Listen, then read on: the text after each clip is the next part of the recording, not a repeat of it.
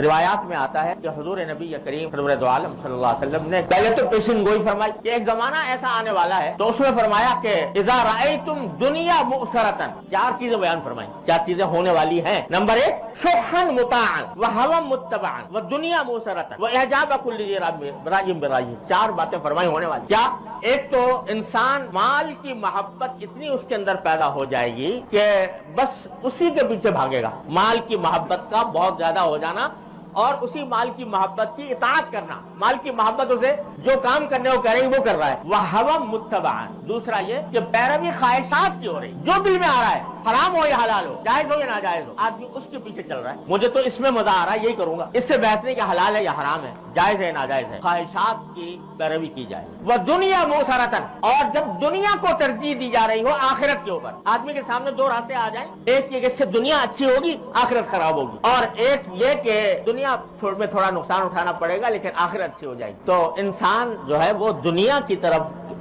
دنیا کو ترجیح دے گا آخرت پر۔ یہ سوچے گا یار پتہ نہیں آخرت تو پتہ نہیں کب آئے گی، دنیا تو میرے سامنے ہے، اس کو ٹھیک کر دوں، تو دنیا بہت سارا تھا، دنیا کو ترجیح دی جا رہی ہو۔ چوتھی بات فرمائی جو عجیب نقشہ ہے آج کی دنیا کا کہ وَإِعْجَابَ كُلِّ ذِي رَأْيٍ بِرَأْيِهِ، ہر انسان اپنی رائے پر گھمنڈ میں مبتلا ہو، جو اس کی سمجھ میں آ گیا اس میں گھمنڈ میں مبتلا ہے، دوسرے کی بات سننے کو تیار نہیں، سمجھتا ہے میں ہی عقل کل ہوں، جو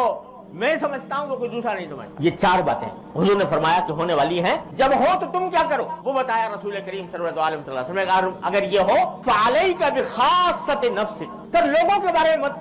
سوچنا چھوڑ دو کہ وہ کہاں جا رہے ہیں، اپنی فکر کرو، اپنی اصلاح کرو، فعلیک بخاصۃ نفسک ودع عنک امر العامہ، اور عام لوگ جس طرف جا رہے ہیں اس کی گفتگو بھی کرنے کی ضرورت نہیں تمہیں، ان کو چھوڑو،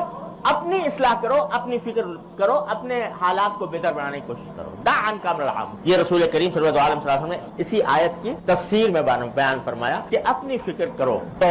اگر یہ اپنی فکر کرو گے، یہ عجیب نسخہ ہے زوال کے حالات میں، انحطاط کے حالات میں انقلاب لانے کا، یہ بڑا ہی آسان اور بڑا ہی مؤثر طریقہ ہے۔ ہر آدمی اپنی اصلاح کرے، اگر ایک آدمی نے کر لی تو ایک چراغ جل گیا، اور اللہ تعالیٰ کی سنت ہے کہ چراغ سے چراغ جلتا ہے، اور اس طرح پھر رفتہ رفتہ روشنی ہو جاتی۔ اگر ہم صرف یہ باتیں کرتے رہے، دو لوگ یہ کر رہے ہیں، لوگ وہ کر رہے ہیں، لوگوں میں یہ خرابی، لوگوں میں یہ خرابی، تو اس سے سوائے مایوسی پیدا ہونے کی اور کیا